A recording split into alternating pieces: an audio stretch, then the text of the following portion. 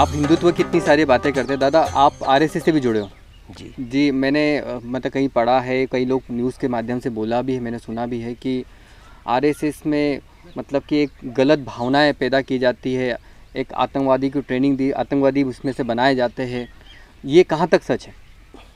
देखिए, राष्ट्रीय स्वयंसेवक संघ एक मात्र ऐसा संगठन है जो केवल और केवल मानवता के कल्याण की बात करता है, वो राष्ट्रवाद की बात करता है। राष्ट्रीय स्वयंसेवक संघ का स्वयंसेवक जब सेवा करने जाता है तो वो ये नहीं देखता है कि जिसकी सेवा कर रहा है वो कौन से धर्म का है, कौन से मज़हब का है, कौन से संप्रदाय का है। उसे केवल ये बताया और ये सिखाया जाता है कि हम भारतीय हैं और भारतीयता को सारी दुनिया में किस तरह से सम्मानित किया जाए, इस तरह के भाव जागृत किए जाते हैं। वहाँ वीर शिवा और राणा प्रताप बनने की शिक्षा दी जाती है। वहाँ पर ये बताया जाता है कि कलाम और कसाब में क्या अंतर है। तो जहाँ तक ये जो बात है कि आरएसएस में केवल और केवल राष्ट्र प्रेम की शिक्षा दी जाती है और वही सिखाया जाता है। ये बताया जाता है कि देश के गद्दारों से किस तरह से लड़ना चाहिए। ये बताया जाता है कि यदि आपके सामने अकबर है तो उसके लिए राणा प्रताप बनिए, आपके सामने यदि अफजल खान है तो उसके लिए वीर शिवाजी बनिए। वहीं बताया जाता है कि आपके सामने रावण है तो आप राम बनिए। वहीं बताया जाता है कि अहिरावण सामने है तो हनुमान बनिए। वहीं बताया जाता है आपको कि किस तरह से हमारे राष्ट्र के उन पुरातन और प्राचीन योद्धाओं की गाथाएं आपको बताई जाती है। हमारे गौरवशाली अतीत से हमें ये बताया जाता है कि स्वर्णिम भारत का निर्माण कैसे किया जाए। तो दादा, मैं आज़ादी की बात करूँ कि हमें जो सिखाया जाता है वो तो बहुत अलग सिखाया जाता है। तो आप हमारी जो शिक्षा प्रणाली है उस पर आपके क्या विचार हैं? भारत की शिक्षा प्रणाली जो है वो मेकाले की देन है जी, और हमने मेकाले की उस परंपरा को, उस पद्धति को अपनाया है। लेकिन राष्ट्र पुनः गुरुकुल की ओर लौटना चाहिए। हमारे राष्ट्र में निश्चित रूप से केवल ये बताया जाता है कि आपने 8 महीने जो पढ़ा है जी, 3 घंटे में उसका डिसीजन हो जाता है कि अपने 8 महीने में जो पढ़ा है 3 घंटे में उसका फैसला हो जाता है कि आपने क्या शिक्षा ग्रहण की है। लेकिन ये कोई मापदंड नहीं है, ये कोई पैमाना नहीं है।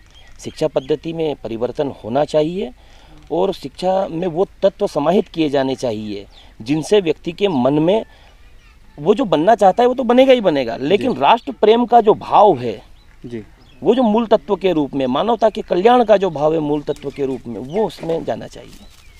दादा, आप देखते हो आजकल मतलब सोशल मीडिया पे भी या कहीं पे भी एक हिंदुत्व को बदनाम करने की हमेशा एक मतलब कि उनकी एक ट्रेंड है। आप होली पे पानी बचाओ और दिवाली पे पटाखे मत फोड़ो। ये एक पर्टिकुलर हिंदुत्व की पर मतलब हिंदुत्व की क्यों बोला जाता है? आपके विचार क्या है इसके ऊपर? आप देखिए 2014 के बाद ये चीज़ें कम होने लगी है जी, क्योंकि जब देश का शीर्ष नेतृत्व जिस दिशा में जाता है पूरा राष्ट्र उसका अनुसरण करने लगता है और वो हो रहा है। पहले होता था ऐसा कि होली आने से पहले मैसेज चलाए जाते थे, ट्रेंड था कि भाई पानी, अरे भाई पानी हम रोज़ बचा लेंगे, 365 दिन है हमारे पास, होली तो एक ही दिन खेली जाएगी। पटाखे की जहाँ बात आती है तो भाई पटाखे एक ही दिन तो फोड़ता है हिंदू, तो हमारे त्यौहार धूमधाम से मनाए जाने चाहिए। और 2014 के बाद ये परिवर्तन पूरे देश में दिखाई दे रहा है। बिल्कुल दादा, आपने सबसे पहले तो आपको बधाई कि आपने धेनु धर्म नाम के ग्रंथ भी लिखा है। मतलब इतनी कम उम्र में आपने एक किताब लिखी है, तो आपको इसकी प्रेरणा और लिखते समय कुछ आपके अनुभव आप क्या शेयर करना चाहेंगे सर? कि धेनु धर्म जी, कहा है कि हर पुस्तक ग्रंथ नहीं हो सकती है, लेकिन यदि मैंने कुछ लिखा और यदि वो ग्रंथ हो गया, मैं आपको बहुत ईमानदारी से बताऊं कि उसके पीछे मुकेश मोलवा कुछ भी नहीं है।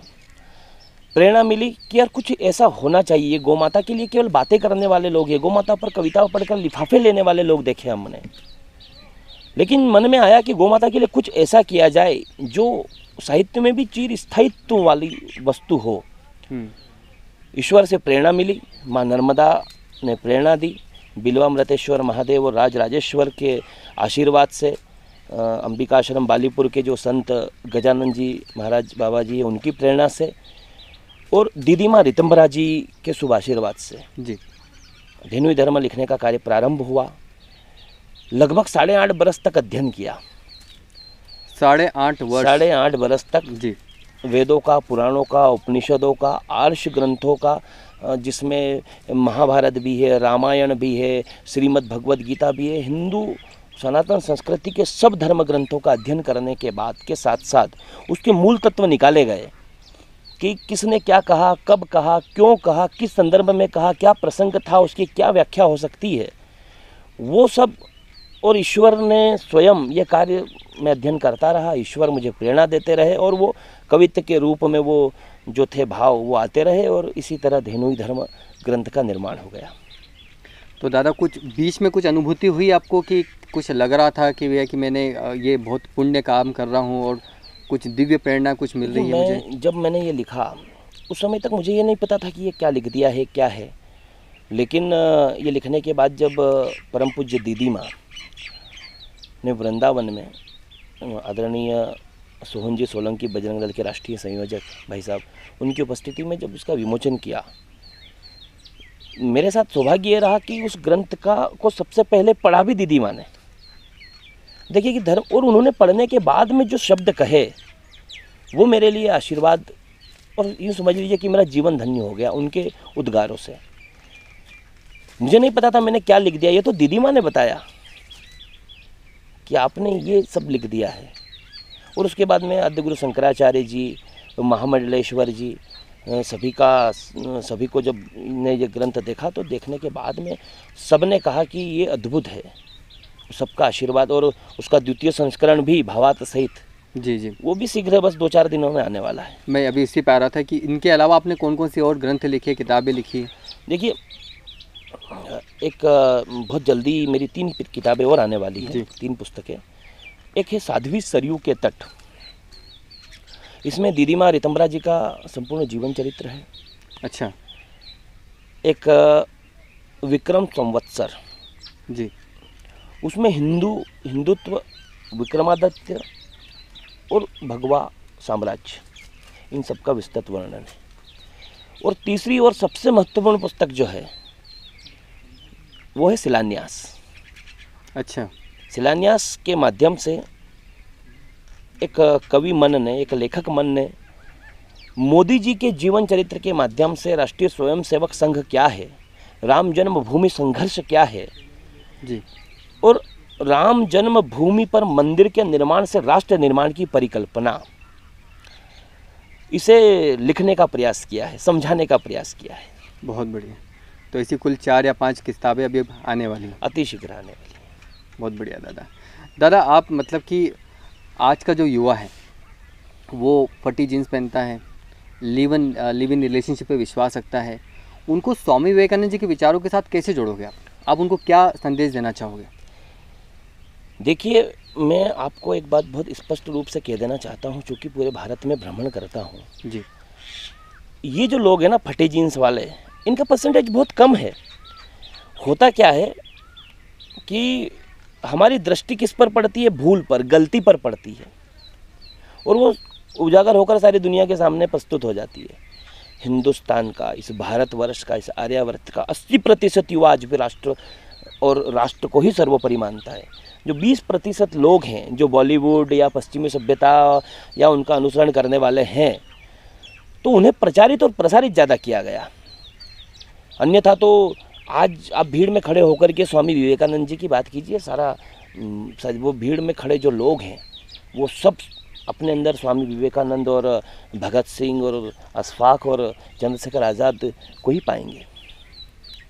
तो आप विश्वास करते हैं कि आज का युवा जो है वो उन सब लोगों को महान हमारे क्रांतिकारी हुए, महान हमारे संत हुए, उनको आदर्श बनाकर वो लोग आगे बढ़ रहे हैं? बिल्कुल बढ़ रहे हैं। देखिए, मैंने ये पहना है जी, जरूरी नहीं है कि हर युवा भगवा धारण करे।